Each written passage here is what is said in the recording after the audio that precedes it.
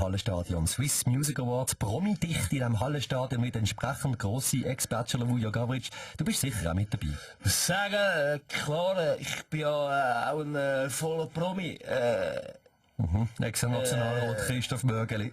Sie sind auch auf dem roten Teppich. Ja, schauen Sie, weil ich bei der Weltwoche bzw. bei Welcome to SVP so schön gesungen habe, weil ich den Titel Best Newcomer Act bekommen. Es ist doch schön, wenn mit dem Newcomer, Neuankömmling, mal nicht ein Asylant gemeint ist, sondern ich. Das hätten Sie nicht gedacht. Roger Köppitz haben im Herbst ja auch bei Welcome to SVP mitgesungen. Trifft man sie auch an unter den VIPs als Begleitung, so als +1 auf der Gästeliste von ihrem Idol Chris von Rohr vielleicht? Der Chris von Rohr. Um was geht's? Swiss Music Awards sind die Weltwoche von der Unterhaltung. Machen einen verdammten Saulärm, aber schlicht nicht relevant. Bastian Giron von den Grünen, Ja. auch auf dem Red Carpet. Ja, Red Carpet, Green Carpet, also nein, lieber nicht. Medienforscher haben herausgefunden, dass man mehr auch diesen Leuten die am Fernsehen gar nicht würde sehen. Weisst du, Herr Herd? Sind also nicht dabei.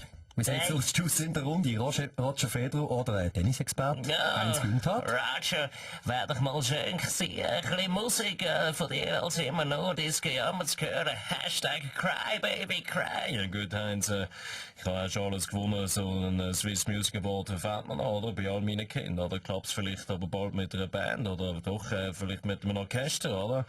Aber bis es soweit ist, spiele ich Luftgitarre mit dem Racket und das aber sau gut, oder? Würde sogar sagen, bin wahrscheinlich der greatest of all time.